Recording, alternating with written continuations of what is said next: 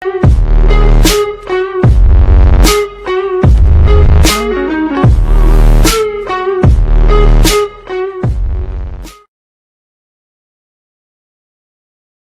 Good morning Raj, எப்படி இருக்கீங்க? நல்லா இருக்கேன் sir. Good morning sir. Very good morning. Okay Raj. Raj, இந்த அகாடமி எப்போ நீங்கள் ஸ்டார்ட் பண்ணீங்க? யார்கிட்டருந்து இந்த அகாடமி ஸ்டார்ட் பண்ணணும் உங்களுக்கு இன்ஸ்பிரேஷன் வந்து வந்தது? ஓகே சார், ஆக்சுவலி இந்த அகாடமி எப்போ ஸ்டார்ட் பண்ணோம்னா கொரோனா டைமில் தான் ஸ்டார்ட் பண்ணோம். 18 ஸ்டார்ட் பண்ணோம். ஆக்சுவலி ஏன் ஸ்டார்ட் பண்ணோன்னா இங்கே இருக்கிற நிறைய பிளேஸ் வந்து ரெகக்னேஷன் ஆகி வெளியே போகல, கோ த்ரோ ஆகலை. ஸோ அதனால் என்ன ஸ்டார்ட் பண்ணோன்னா இங்கே இருக்கிற பிளேயரை கொஞ்சம் டியூன் பண்ணி நல்ல பிளேயராக மாற்றி அவங்களுக்கான லைஃப் ஸ்போர்ட்ஸ் மூலியமாக என்னென்ன அச்சீவ்மெண்ட்ஸ் பண்ணலாம், என்னென்ன ஒர்க் இருக்குது, என்னென்ன ஜாப் இருக்குன்றத நம்ம தெளிவாக அவங்களுக்கு ஒரு டீச்சிங் பண்ணணும். அது மூலிமா அப்பாயின்மெண்ட் கிடைக்கும், இந்த ஸ்போர்ட்ஸ் விளையாட அப்பாயின்மெண்ட் கிடைக்கும், நல்லா டிசிப்ளின் இருக்கும். அதை ஒரு ரீசனாக எடுத்து தான் நாங்கள் இதை பண்ணோம். இதுக்கு ஹெல்ப் பண்ணது வந்து ஃபஸ்ட்டு எனக்கு வந்து பிரபு சார் தான் பண்ணார். அவரும் ஒரு பிளேயராக இருந்தவர் தான். இங்கே அவருக்கு நல்லா டீம் வச்சுருந்தார். அவருக்கு ரொம்ப தேங்க்ஸ் சொல்லியிருக்கேன். என் கூட இருந்து ரொம்ப சப்போர்ட் பண்ணுறாரு இந்த பசங்களுக்காக. அதே மாதிரி இங்கே இருக்கிற இந்த 7 ஸ்டார் கிரவுண்டில் இருக்கிற சார் சூரி சார்லேருந்து இங்கே இருக்கிற எல்லாருக்குமே ரொம்ப தேங்க்ஸ் சொல்லிக்கிறேன். ஏன்னா நான் வேறு கிரவுண்டாக இருந்தாலும் பார்க்காம இந்த பசங்களுக்கு நிறைய விஷயங்களை சொல்லி கொடுத்துருக்காரு. இங்கே விளையாடுற எல்லா பிளேயர்ஸுமே இந்த பசங்களுக்கு நல்ல ஹெல்ப்ஃபுல்லாக இருக்கிறாங்க. நல்ல கோச்சின்னு ஒருத்தருக்காரு தம்பி, அவரும் வந்து இந்த பசங்களுக்கு நிறைய ட்ரைனிங் கொடுத்துருக்காரு. அவருக்கும் தேங்க்ஸ் சொல்லியிருக்கிறேன். ஸோ இந்த கிளப்புடைய ஸ்டார்ட் பண்ணுறதுக்கு மெயின் ரீசன் என்னென்னா, பசங்களுக்கு ஃபுட்பால் இல்லைன்னா ஸ்போர்ட்ஸ்லேயும் சரி ஒழுக்கத்துலேயும் சரி நல்ல ஒரு டிசிப்ளினை கொண்டு வந்து அதன் மூலிமா இந்த ஸ்போர்ட்ஸ் என்ன தருன்றதுக்கு அவங்களுக்கு ஒர்க்கு, ஜாப், டிசிப்ளின், ஒர்க்கு கிடைக்கும். அது மூலிமா அதுக்கு கீழே இருக்கிற பசங்களை அவங்க நிறைய ஒர்க் பண்ணி அவங்களுக்கு நல்லா கற்றுக் கொடுத்து அவங்களுக்கு கொஞ்சம் மேலே கொண்டு வரணும். அதுதான் சார் இந்த கிளப்புடைய மெயின் ரீசனே. பசங்களை டியூன் பண்ணி வெளியே அனுப்பணும். இதே அகாடமியில் ஸ்போர்ட்ஸ்லேயே இங்கேயே வச்சுட்டு நான் அவங்கள பண்ண எனக்கு விருப்பம் இல்லை. இவங்களை டியூன் பண்ணி வெளியே போகணும், கோ த்ரூ இந்த ஃபாரின் பிளேஸுக்கு ட்ரிப் அங்கே போய் விளையாடணும். அந்த ஒரு ரீசனுக்காக தான் சார் இந்த பசங்களை நான் ட்ரெயின் பண்ணுற ஒரே ரீசன். நான் ஒர்க்கு கூட இவங்களுக்காக குவிட் பண்ணிவிட்டு இவங்களுக்காக நான் பண்ணுறேன். நிறைய பேர் இவங்களுக்கு சப்போர்ட் பண்ணல, இருந்தாலும் இப்போ இங்கே இருக்கிறவங்களாம் நிறைய பேர் சப்போர்ட் பண்ணுறாங்க. அதே மாதிரி என்னுடைய ஜாப்பு, என்னுடைய எல்லாமே இவங்களுக்காக குவிட் பண்ணிவிட்டு நான் பண்ணியிருக்கேன். பேரண்ட்ஸுக்கு ஆக்சுவலி தெரியும், அவங்களுக்கு ஒரு 9 இயர்ஸாக இதை நான் பண்ணிகிட்ருக்கேன். நிறைய பேர் என்னை திட்டுவாங்க, இதை வேஸ்ட் ஆஃப் டைம் உனக்கு அப்படின்னு சொல்லுவாங்க. இப்போ சார் கூட சொன்னார், நீங்கள் இதுமாரி பண்ணுறீங்க அப்படின்னு சொன்னார். நான் என்ன சொல்கிறதுன்னு தெரியல. ஆக்சுவலி என்னென்னா இந்த பசங்களுக்காக நான் ஃபுல் ஃப்ளெஜ்டாக ஒர்க் பண்ணி இவங்களை கண்டிப்பாக டெஃபினட்டாக இப்போ அப்பாயின்மெண்ட் ஸ்கூலில் கூட ஸ்போர்ட்ஸ் ஹாஸ்டலில் கூட நிறைய பேருக்கு சான்சஸ் கிடச்சிருக்கு. இது மூலிமா நிறைய ட்ரையல்ஸ் ஆகி Velammal school, Don Bosco school, அப்புறம் மைஃபா, அண்ட் தென் டு லோரம் எஃப்சி, இந்த மாதிரி நிறைய பிளேஸை வெளியே அவுட் த்ரோ போயிட்டுருக்காங்க. இன்னும் நிறைய சப்போர்ட்டிங் எங்களுக்கு கிடைச்சதுன்னா இன்னும் இந்த பசங்களை நிறைய ஹப் பண்ணி நல்ல ரேஞ்சுக்கு கொண்டு போவோம். காடுக்கு ரொம்ப தேங்க்ஸ் சொல்லிக்கிறேன். இன்னும் எங்களை நல்லா வச்சுக்காக கடவுளுக்காக நன்றி சொல்லிக்கிறேன். இப்போ நீங்கள் அகாடமி வச்சிருக்கீங்க, நிறைய பிளேயர்ஸ் வந்து யங் பிளேயர்ஸ் வந்து வராங்க, அவங்களோட பேரண்ட்ஸ்லாம் சப்போர்ட் வந்து பண்ணுறாங்களா? சார் ஆக்சுவலி எல்லாருமே இங்கேருந்து வரவங்க எல்லாருமே வந்து லோ ஃபேமிலியிலேருந்து வரவங்க தான் சப்போர்ட் பண்ணுறாங்க. பட் ஆனால் அவங்கள என்ன சொல்றது, அவங்களால முடிஞ்ச சப்போர்ட் பண்றாங்க சார். அவ்வளவுதான் சார், வேற என்ன சார் சொல்றேன். ஓகே, பரவாயில்ல சார், இருக்கட்டும். அவங்களால முடிஞ்ச சப்போர்ட் வந்து இப்போ நம்ம அகாடமி வந்து ஸ்டார்ட் பண்ணியிருக்கோம். ஃபினான்ஷியலா கண்டிப்பா ஒரு ஸ்ட்ரகிள் வரும். அதை நீங்க எப்படி ஃபேஸ் பண்றீங்க ராஜ்? அதான் சார், ஆக்சுவலி ரொம்ப அது சொல்ல முடியாது, ரொம்ப கஷ்டமா இருக்கும். ஃபினான்ஷியலா எங்களுக்கு ரொம்பவும் யாரும் ஹெல்ப் பண்ண யாருமே இல்லை. பட் இருந்தாலும் அந்த பிரபு சாரு அண்ட் மீ கொஞ்சம் பேரண்ட்ஸ் சப்போர்ட் எல்லாருமே கொலாஜ் பண்ணி தான் சார் கொஞ்சம் பண்ணுறோம். அது வந்து எங்களுக்கு யாரும் ஹெல்ப் பண்ண யாருமே இல்லை. ஓகே, பட் இருந்தாலும் ஓகே, நாங்கள் கஷ்டப்பட்டு மேலே வரணும் அந்த ரீசனுக்காக தான் பண்ணிட்டு இருக்கோம். ஓகே, இப்போ எனக்கு என்ன ஒரு டவுட்னா, இந்த பிளேயர்ஸ் இவ்வளோ பிளேயர்ஸ் வராங்கல்ல, இவங்க கிட்ட எல்லாம் நீங்கள் ஃபீ எதுவும் வாங்கலையா? ஃபீஸ் எதுவுமே சார், எல்லாமே ஒரு 7 இயர்ஸாக ஃப்ரீயாக தான் சார். ஃப்ரீயாக தான் பண்ணுறீங்க? ஆமாம் சார். Okay okay okay. அப்புறம் நீங்கள் உங்களோட தேவைக்கு என்ன பண்ணுவீங்க சார்? ஆக்சுவலி என்னுடைய தேவை என்னன்னா, என்னுடைய மெயின் ரீசனே இந்த பசங்களை ஏதாவது ஒரு அச்சீவ்மெண்ட் பண்ணி நல்லா பிக் லெவலில் கொண்டு போகணும்.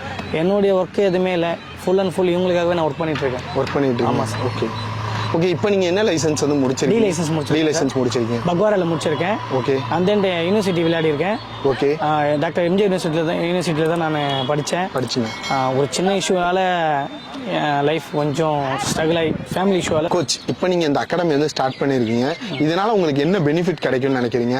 சார் ஆக்சுவலி எனக்கு என்ன பெனிஃபிட்னா ஒரே தாட்ஸ் தான், இந்த ஸ்டூடெண்ட்ஸ் எல்லாருமே ஒரு நல்ல நிலைமைக்கு கொண்டு வரணும், அவ்வளோதான் சார், வேற எதுவுமே இல்லை. நான் மணி மைண்டடாக எதுவுமே பண்ணல. உங்களுக்கு தெரியும், ஓகே, வெளியில் அந்த பேரண்ட்ஸுக்கும் தெரியும். ஃபுல் ஃப்ளெஜ்டாக ஒர்க் பண்ணுறது என்னென்னா நம்மள மாதிரி இந்த பசங்களும் ஒரு கேமில் வந்து மூலியமாக ஒரு நல்ல லைஃப்பை கிடைக்கணுன்றதுக்காக தான் சார், வேறு எதுவுமே இல்லை சார். ஓகே ஓகே ஓகே, ரொம்ப நல்ல விஷயம். இதை தொடர்ந்து பண்ணுங்க. பட் ஃபினான்ஷியலாக ஏதாவது ஒன்று ஸ்டார்ட் பண்ணுங்க, இல்லைன்னா கண்டிப்பாக வேற மாதிரி இது ஸ்ட்ரகிள் ஆயிடக்கூடாது. அதுக்காக தான் நான் ஒரு அட்வைஸாக கூட நினச்சிக்கோங்க. ஒரு அதான் ஒரு 7 years பேக் சைடில் வந்து நான் நிறைய ஒர்க் பண்ணிட்டு நல்லா சம்பாதிச்சு தான் சார் இருந்தேன். எப்போ ஸ்டூடெண்ட்ஸை கையில் எடுத்தனோ அப்பயே என்னால் வேற ஒர்க் ஜாப் போக முடியல சார் என்னால். Okay okay. ஏன்னா இவங்களுக்காகவே ஃபுல் டைம் ஸ்பெண்ட் வந்து இப்போ உங்களை செலெக்ஷன் கூட்டு போகிறது அவங்க பேரண்ட்ஸ் எல்லாம் முடியாது சார். ஏன்னா எல்லாருமே கஷ்டப்படுற ஃபேமிலியிலேருந்து வராங்க, கூலி வேலை செய்வாங்க. அவங்களுக்கான ரெகக்னேஷன் நம்ம கொடுக்கணும்ல சார். ஸோ அவங்களால முடியாத நம்ம செஞ்சு காட்டணும். இப்போ அவங்க நான் அதை செஞ்சதுனால நிறைய பசங்க லைஃப் மாறி இருக்கு சார். இல்லை, நீங்கள் தொடர்ந்து பண்ணணுங்கிறக்காக தான் சொல்கிறேன். மேபி யாராருக்கிட்ட ஸ்பான்சராவது வாங்கி இந்த அகாடமியை அடுத்த லெவலுக்கு கொண்டு போங்க. கண்டிப்பாக சார், கண்டிப்பாக பண்ணுறேன் சார். Thank you thank you sir. ஆனால் இப்போ இங்கே அகாடமி வந்து ராஜ்குமார் ரன் பண்ணிக்கிட்டு இருக்காரு. அவர் எப்படி சொல்லித்தராரு, பிளேயர்ஸ்க்குலாம் அதை எப்படி லேர்ன் பண்ணுறாங்க, அதை பற்றி கொஞ்சம் சொல்ல முடியுமா? கண்டிப்பாக லாஸ்ட்டாக ரொம்ப வருஷமாக நடந்துட்டு இருக்கு இந்த பேரியர் ஸ்போர்ட்ஸ் அகாடமிங்கிறது. லாஸ்ட் ஒரு ஒன்றரை வருஷத்துக்கு முன்னாடி இந்த லைனில் போகும்போது கோச் சார் சொல்லிக்கிட்டு இருக்கிறத நான் வந்து ரேண்டமாக பார்த்துட்டு இருந்தேன். அதுக்கப்புறமேட்டு என் பையனை சேர்க்கணும் அப்படின்னு சொல்லி இது பண்ணும்போது வாலண்டரியாக ஓகே இன்றைக்கே வேணாலும் கூட்டுவாங்க அப்படின்னு சொல்லிட்டு சொன்னாப்புல நான் உடனே அடுத்த நாள் பார்த்து கூட்டு வந்தேன். ஸோ காலையில் 5 மணிக்கெலாம் எழுந்திரிச்சு, ஏர்லி மார்னிங் 5 மணிக்கெலாம் எழுந்திரிச்சு வரும்போது பசங்க கொஞ்சம் நல்லா ஆக்டிவாக இருக்காங்க. ஃபஸ்ட்டு கொஞ்சம் பிக்கப் லேட் ஆனாலும் அதுக்கப்புறம் நல்லா பிக்கப் பண்ணிட்டாங்க. பண்ணதுக்கப்புறமேட்டு காலையில் 5 மணிக்கெலாம் எழுந்திரிச்சு வர்றதுனால அவங்க அன்றைக்கி ஃபுல்லாகவே நல்லா மைண்ட் ரிலாக்ஸ் ப்ளஸ் ஃப்ரெஷ்ஷாகவும் இருக்காங்க. ஸோ அந்த சோம்பேறித்தனங்கிறது இல்லை, ஆக்டிவாகவும் இருக்காங்க மற்ற எல்லா விஷயத்துலையுமே. ஆனால் இப்போ இங்கே நிறைய கேம்ஸ் இருக்குது. ஏன் ஸ்பெசிஃபிக்காக ஃபுட்பாலில் உங்கள் சில்ட்ரனை வந்து கொண்டு வந்தீங்க? அதுக்கு ஏதாவது ரீசன் இருக்கா? ரீசன் பார்த்தீங்கன்னா ஃபுட்பால் வந்து எல்லாமே ஃபிசிக்கல் ப்ளஸ் மென்டலி எல்லாமேக்குமே வந்து ரொம்ப பெஸ்ட்டாக இருக்கும். ஃபார் எக்ஸாம்பிள் இப்போ கிரிக்கெட் எடுத்துக்கிட்டேன்னு வச்சுக்கோங்களேன், இப்போ ஒருத்தரோட டேலண்ட் இதாக இருக்கும், ஆனால் மீதி எல்லாருமே பிளேயர்ஸ் உட்காந்துட்டு இருப்பாங்க. ஆனால் ஃபுட்பால் வந்து அப்படி கிடையாது. டீமில் இருக்கவங்க அத்தனை பேருமே ப்ளே பண்ணுவாங்க. ஸோ வந்து ஃபிசிக்கல் ஃபிட்னஸும் காட்டுவாங்க, ப்ளஸ் அவங்களோட மைண்டு வந்து திங்கிங் மென்டாலிட்டி இருக்கும்.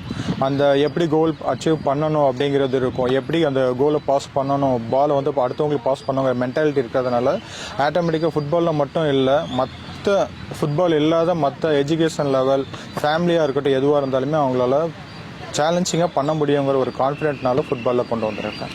ஓகேண்ணா. அக்கா, இப்போ இந்த கிரவுண்டுக்கு நான் வந்ததுலேருந்து பார்க்கும்போது ஜென்ஸு ஸ்போர்ட்டுக்கு அதிகமாக வந்து சப்போர்ட் பண்ணுவாங்க, பட் விமன்ஸ் அவ்வளோ சப்போர்ட் பண்ணுவாங்களான்னு கேட்டால் கொஞ்சம் டவுட்டு. அவங்களோட குழந்தைய சப்போர்ட் பண்ணுறது பெரிய விஷயம்.